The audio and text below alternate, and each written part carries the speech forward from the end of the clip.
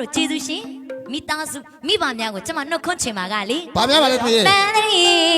လေးညင်လူရီလူရီ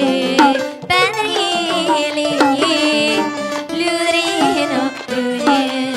တင်းတင်းပြပြရတဲ့လူလေးကြိုင်ရွှေချောင်းမျိုးကငိမ့်ချခိုင်ငိမ့်ချခိုင် လေလေ ငင်းညာခိုင်လဲစွာလား ချောင်းမြုပ်သူလေးငိမ့်ငန်းခိုင် ဟုတ်ပါဟုတ်ပါဟုတ်ပါ လူသားရိုးသားတဲ့ဒီလိုလေးပါဗျာ တမီးတမီးတမီး ပန်းရီလေးညင်လူရီ